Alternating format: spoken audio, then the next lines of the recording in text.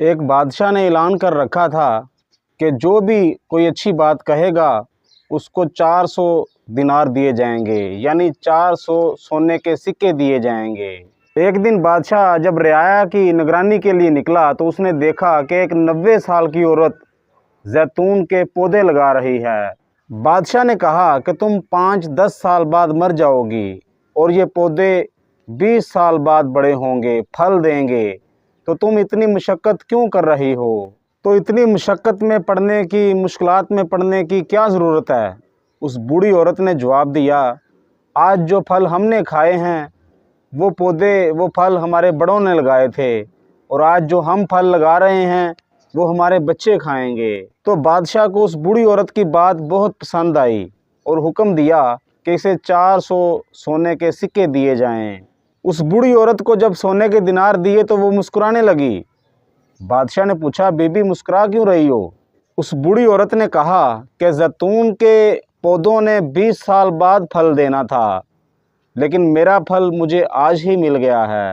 بادشاہ کو اس بوڑھی عورت کی بات اور بھی اچھی لگی اور مزید حکم دیا کہ اس بوڑھی عورت کو 400 سونے کے سکے اور دیے جائیں۔ تو جب اس عورت کو 400 سونے کے سکے دیے تو وہ بوڑھی عورت پھر سے مسکرانے لگی۔ تو بادشاہ نے پوچھا، اب کیوں مسکرا رہی ہو؟ تو بوڑھی عورت نے کہا کہ زیتون کا درخت سال میں صرف ایک بار پھل دیتا ہے، جبکہ میرے اس درخت نے مجھے 2 بار پھل دیا ہے۔ بادشاہ نے مزید آرڈر پاس کیا کہ اس عورت کو مزید 400 سونے کے سکے دیے جائیں۔ یہ حکم دیتے ہی بادشاہ ادھر سے تیزی سے روانہ ہو گئے۔ ایک وزیر نے کہا، حضور آپ اتنی تیزی سے وہاں سے کیوں نکل آئے؟ تو بادشاہ نے کہا، میں مزید اگر اس عورت کے پاس کھڑا رہتا تو میرا سارا خزانہ خالی ہو جاتا، مگر اس عورت کی حکمت بری باتیں کبھی ختم نہ ہوتی۔ دوستو، یہ کہانی آپ کے ساتھ شیئر کرنے کا بنیادی مقصد یہ ہے، اچھی بات ہمیشہ دل جیت لیتی ہے اور دلوں پر دستک دیتی ہے اور آپ کے دلوں کو کھول دیتی ہے۔ نرم رویہ دشمن کو بھی دوست بنا دیتا ہے۔ دوست بڑھاتی ہیں یہ اچھی باتیں اور دشمنوں کو کم کرتی ہیں، اور آخرت میں یہ ثواب کی بھی کثرت بنتی ہے۔ اچھی بات اور حکمت بھرا جملہ بادشاہوں کو بھی قریب لے آتا ہے۔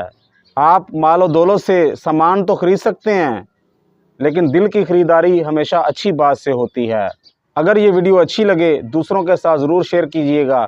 اپنا اور اپنے ساتھ جڑے رشتوں کا خیال رکھیے گا۔ اللہ نگہبان۔